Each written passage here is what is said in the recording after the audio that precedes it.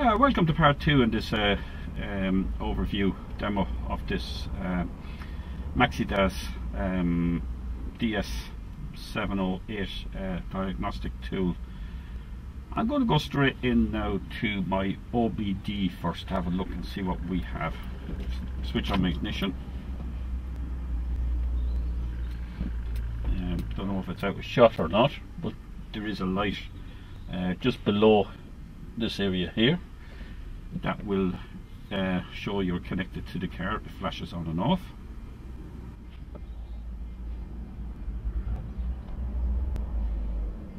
It's connected to the car now at the moment. Click on OK, and we'll just go through some of the functions of the OBD section of the scan tool. We can read our codes, pending codes or stored codes, but I have no codes in memory, so it's not going to do anything. Likewise, you can erase your codes, but I have no codes in there to erase. We'll come back here to live data, freeze frame. As I have no codes or pending codes in here, I'm going to have no freeze frame data either. Freeze frame data is used to have an idea when the trouble code was generated, whether it was a high RPM, low RPM, what was your throttle angle, engine speed, or sorry, I should say vehicle speed. A lot of these PIDs are stored here in your freeze frame.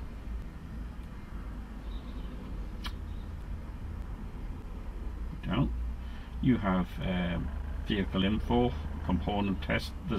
These are not do not apply to this vehicle here. Go into component test.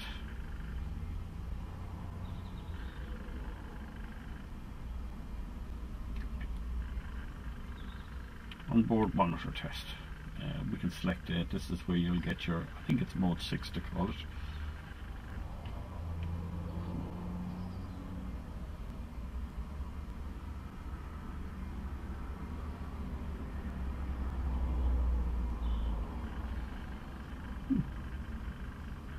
Not an area I am too familiar with. I'm going to have to do a little bit more reading on this area, so I can't tell you much how to use that.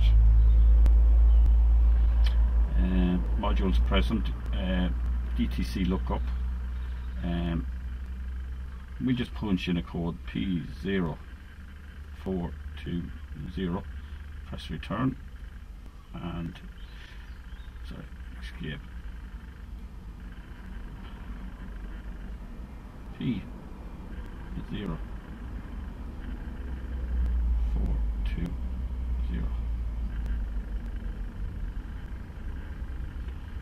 It's not coming up at the moment.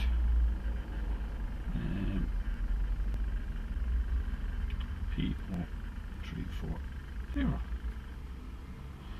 And the last one should have come up with the maybe I put in the wrong code, but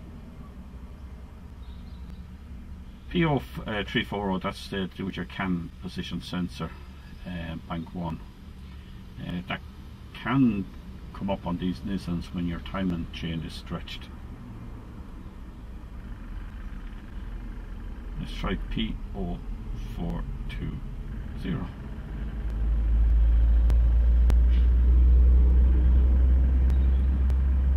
Yes, there we are. I don't know. Okay, cancel that. And let's just go back into the live data. Start the car.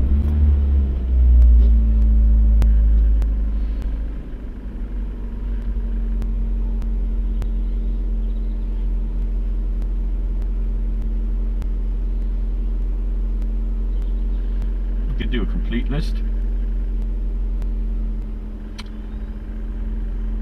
Shows you all your data PIDs at once.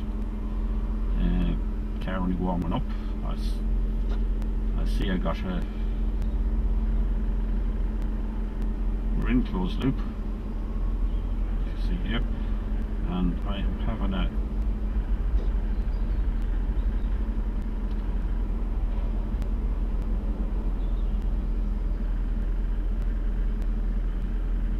total of about 11-12% fuel trims on the minus.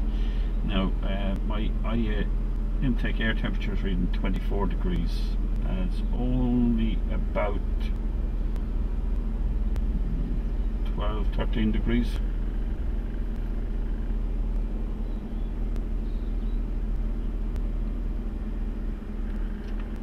Do custom list. Let's do just RPM.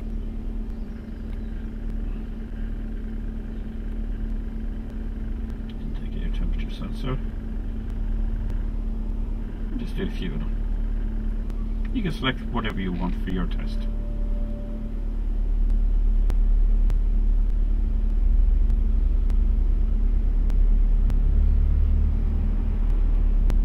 Engine RPM coming down as the engine warms up. Absolute drop position 1.6%. That might rise. Let's rise the RPM.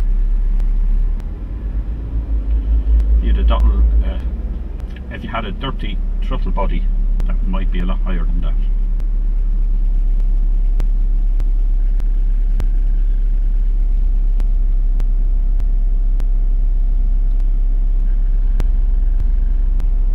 Let's just go now straight into the factory tool, the Nissan factory tool.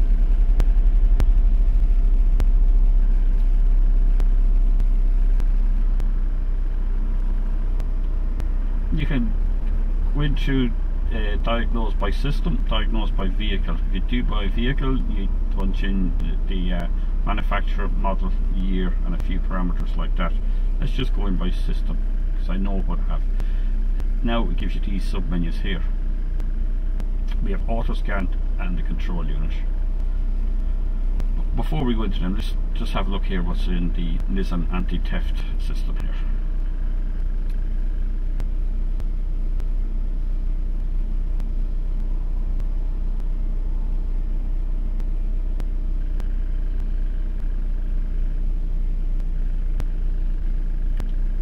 Read codes, erase codes, your standard. Then you got your pin read. I know this vehicle doesn't support this.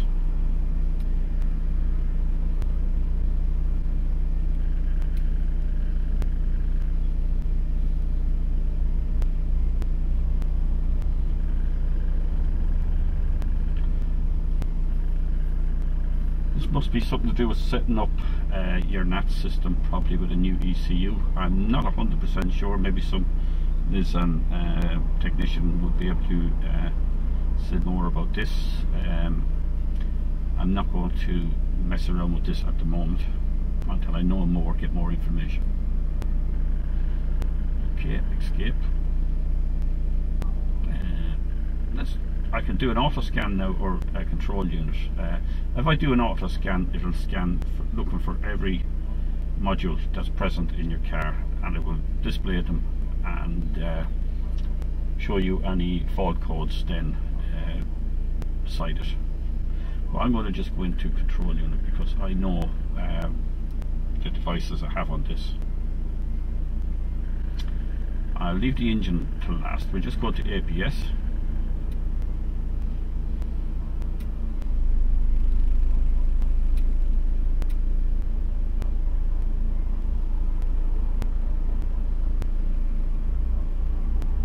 Connect them to the module now.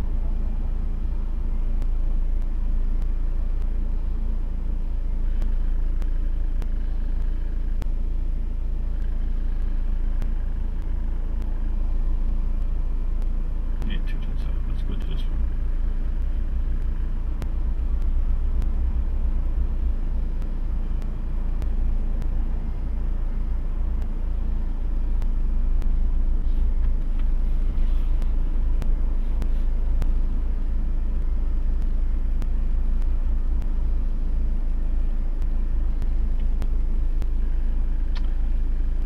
Get your ECU part number, read codes, erase codes, live data, active test, live data. Just go to live data, have a quick look, and we'll do the main signals. Have a look.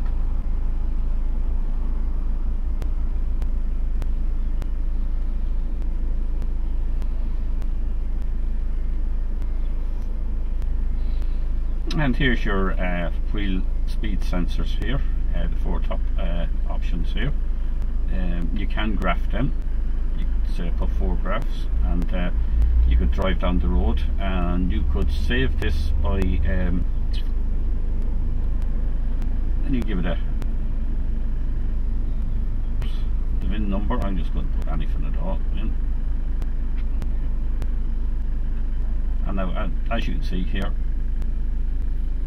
it's saving this, and you can do your drive down the road, and when you get back into the workshops you can have a look at these graphs. And if you had a faulty speed sensor on your wheel, you might see a bit of dropout on one of those graphs. I'm just going to pause it, and it's file save. It's already saved the file for you. I'm going to escape out of that now. Obviously we have this custom list where you can just select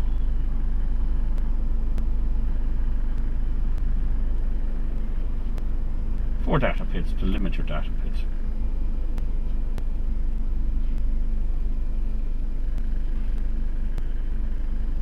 With the graph mode. Likewise, you can do the save again. You can change it to 2 graph.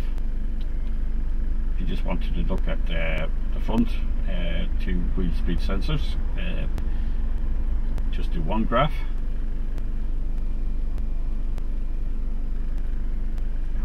Escape out of that. And now we have down here, we have an active test here. This is where it's above your average scan tool. It's as bi-directional control. I'll just go in here.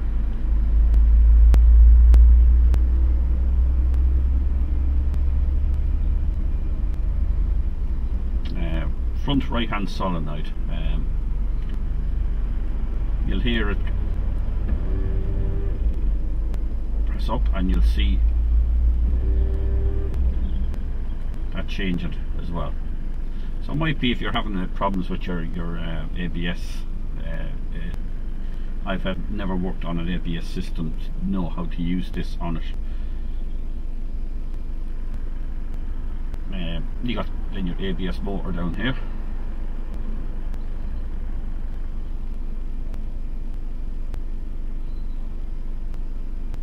You can click your motor on or off here as well, and you'll hear it running. But I'm not going to do that because I've never worked on an ABS system.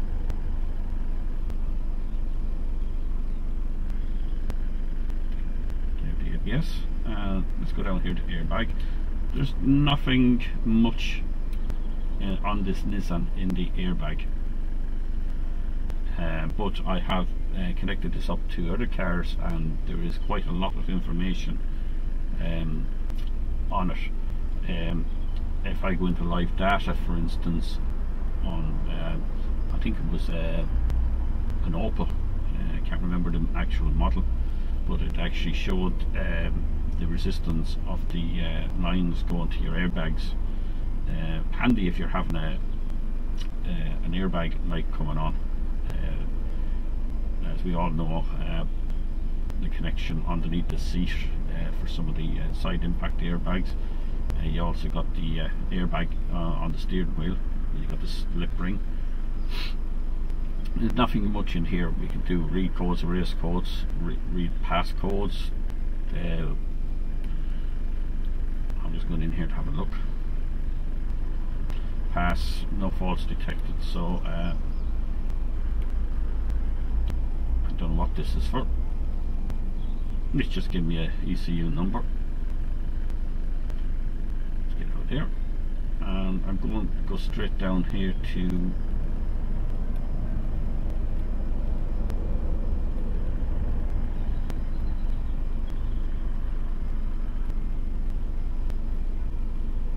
smart entrance.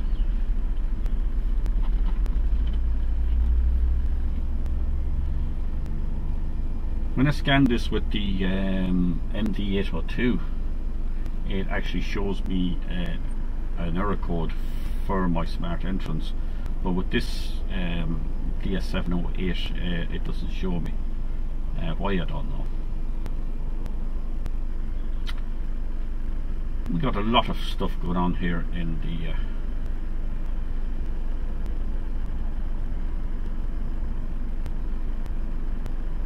smart entrance. I'm just going to go in here and look at the live data first. Just we'll do all signals, have a look.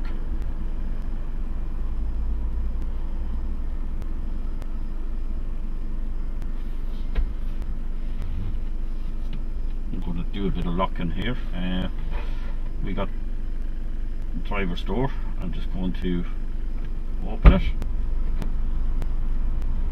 and as you see, it changes to on.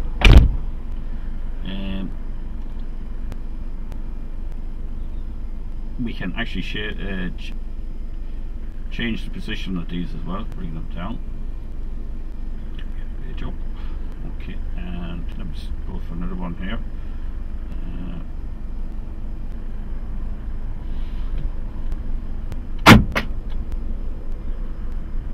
Bring that to the top, and we can actually, there's me locking, center lock, and let's see, center on, bring that up to the top as well, and we can check the function of the buttons on your door. As you can see, lock, unlock, change to on, take my finger off it. Now I'm going to lock, change to on down here.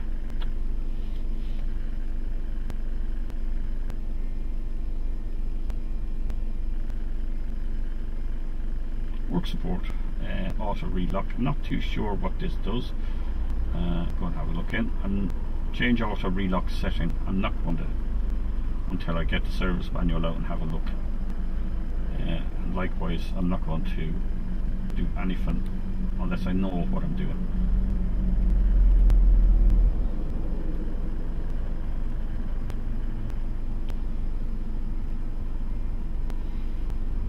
Rear defogger.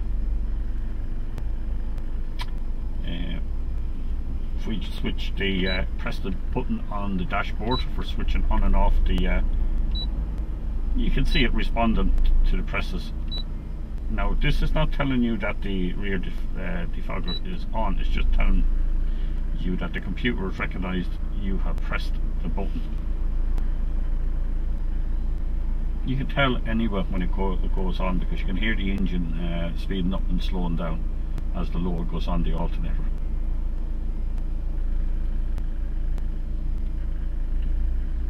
Room lamp. We just go to custom list. Just door switch, we'll just select that.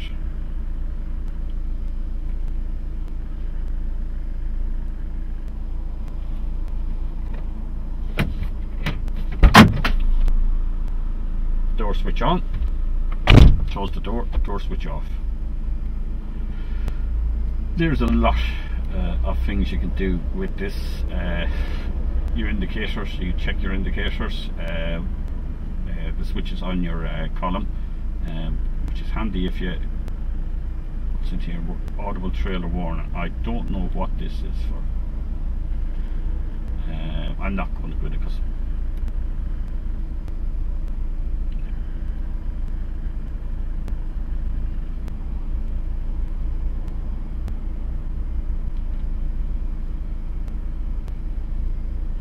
okay, I'm going to turn left turn switch on. You know to make a contact inside the steering column. Right turn on. So you wouldn't need, if you have indicator problems, you wouldn't even have to start switch checking the cables going back to the CPU or the power control module, body control module.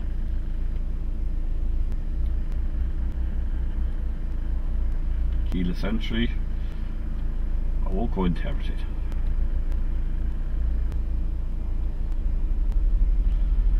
I'm going to go back now into engine data now.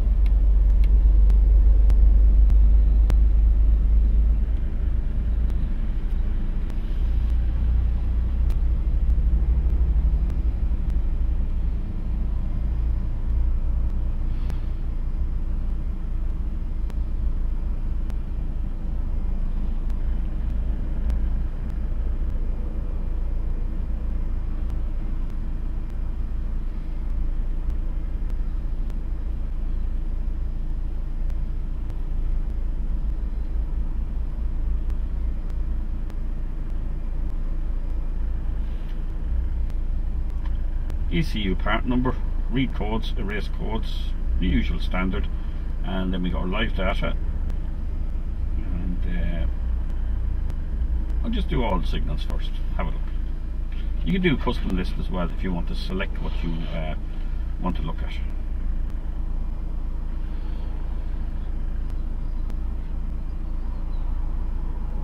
Battery voltage 13.92. Coolant temperature now 86 degrees. Your MAF voltage 1.06. Engine speed. Just got to grab it.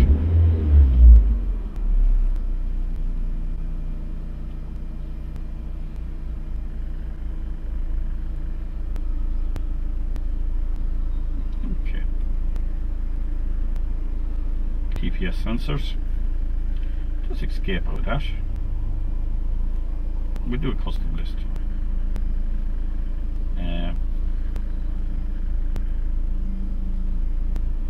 We'll just do a check on the TPS.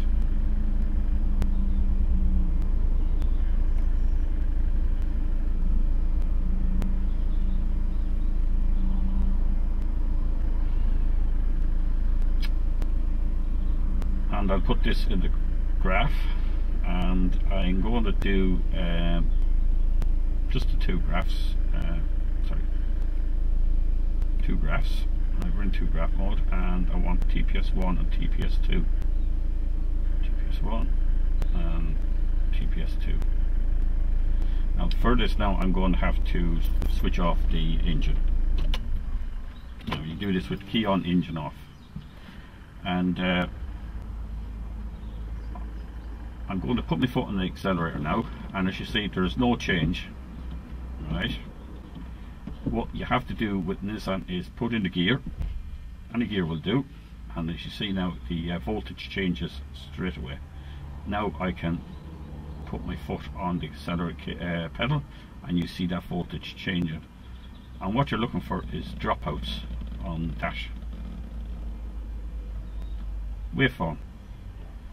A better way of doing it would be to connect an oscilloscope to the two TPS connectors on your throttle body. It's quicker, it would find the smallest glitch, but you would have to put the car in gear with the ignition on to do that. And in my last video I showed this test on the MD802, and I had my foot on the brake. When you have your foot on the brake, it reduces this voltage here to 1.65 to 1.68. My foot is on the brake now. I'm going to take it off, and you see instantly it goes up to over 4 volts. Off. Now foot brake on, foot brake off. I would imagine that's a safety feature with Nissan. Escape.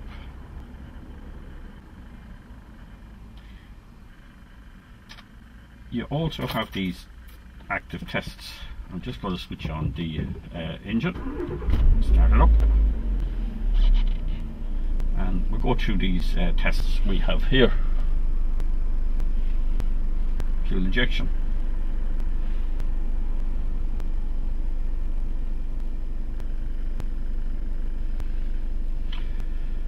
And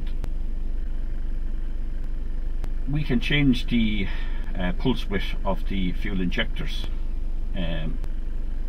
to simulate a lean condition or a rich condition. I would imagine this would be handy if you had an O2 sensor that was either fixed lean or fixed rich, either fixed high or fixed low. Right. I know this says it's it's fixed low, but it is changed. It's just not catching it when it goes up, and I am at a low RPM as well. I'm going to just speed it up to about around 2000 RPM.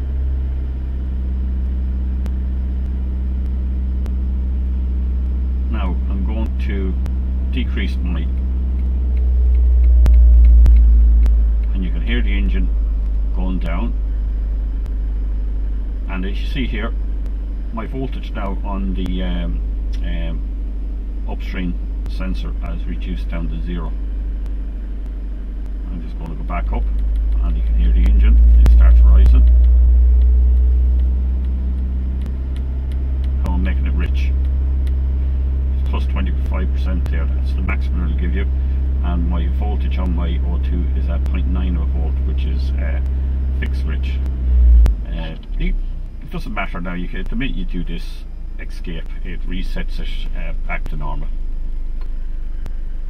Ignition timing, you can change your ignition timing in here as well if you want to check that.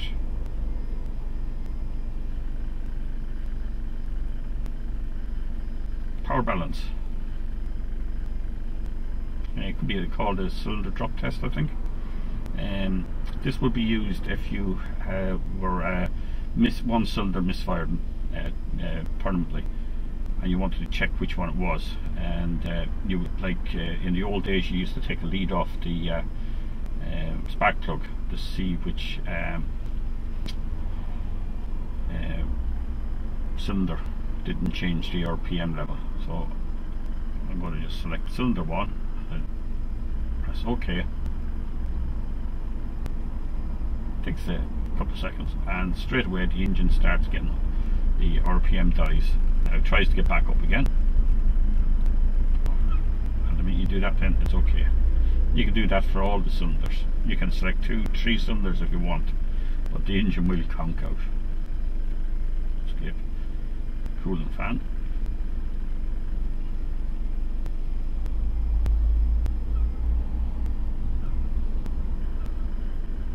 You can switch on your cooling fan, switch it off if you want to test the circuit. If your cooling fan wasn't coming on and you want to check the cooling fan circuit, whether the relay was good, the fuse was good, the actual fan motor was good, if you press this to on, you know all that circuit is good. So you're going to have to start going back to sensors, see why it's not coming on. Speeds up your fault diagnosis very quick. Off.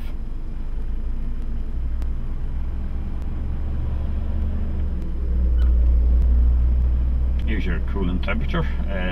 I can artificially change the coolant temperature, and you will see the injector pulse widening, and the RPM will go up. I'll just do a quick up.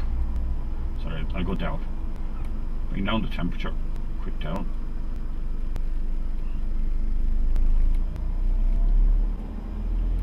You see, my RPM now is at what? 1600 RPM. Pulse width is at 2.2 milliseconds. And quick up.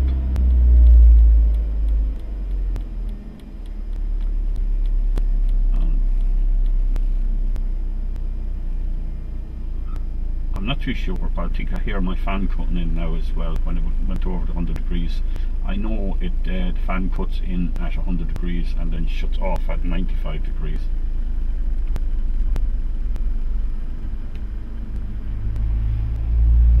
Fuel pump relay.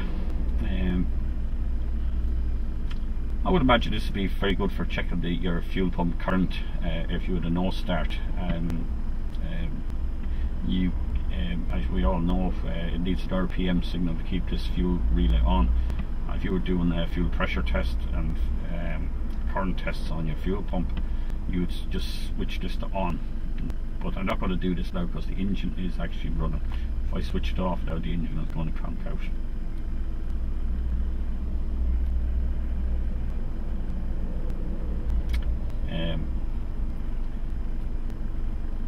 Purge volume control. I'm going to switch this on. 10%. I'm going to put it on to 100% very quickly.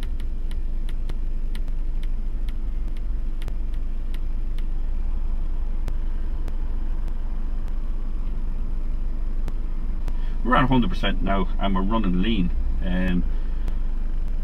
I have seen it though, when you open that 100%, it runs rich for a while and then goes back to lean. Escape out of that.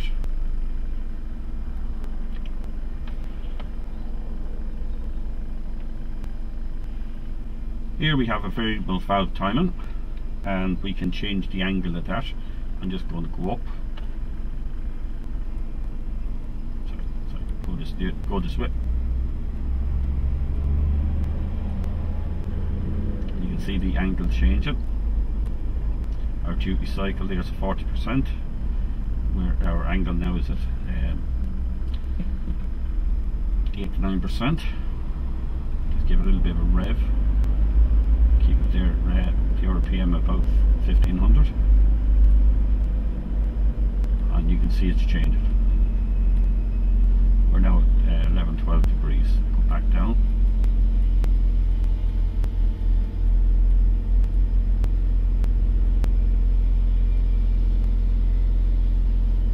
And we're at 0 degrees now. Okay, just escape out of that. Now down here we have our work support. You can release your fuel pressure with this. I'm not going to do this with the engine running. What you would do is, if you were working on the fuel rails and injectors, you would start the car up, start this, and what will happen is the engine will conk out and there'll be no fuel pressure in the fuel rails. So you could safely disconnect the fuel rails without any fuels spraying out.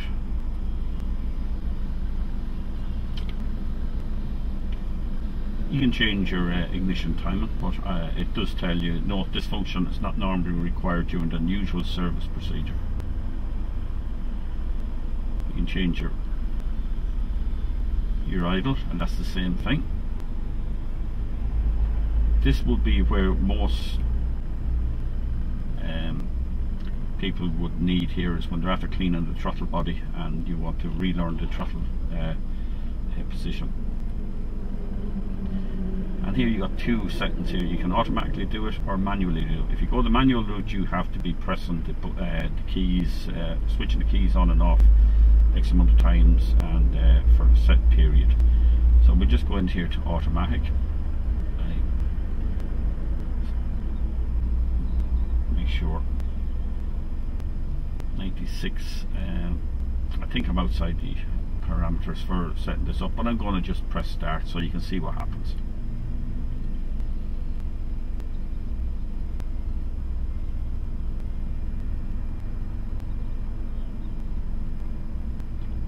Idle speed is changing. I can hear it just went low. It's gone back up again. High. It's telling me incomplete. Why, I don't know. I'm going to have to investigate that further as well. But my idle speed is okay. I'm not having a problem with it. Self-learning control. You can clear your values.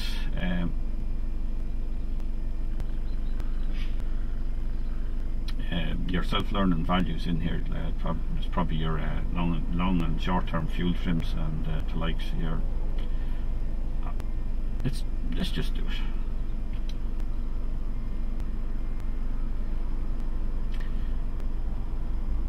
it. Air fuel ratio learn, bank 1. I'm not going to do that, but you could press clear and it would clear it, so you'd have to relearn it. So escape.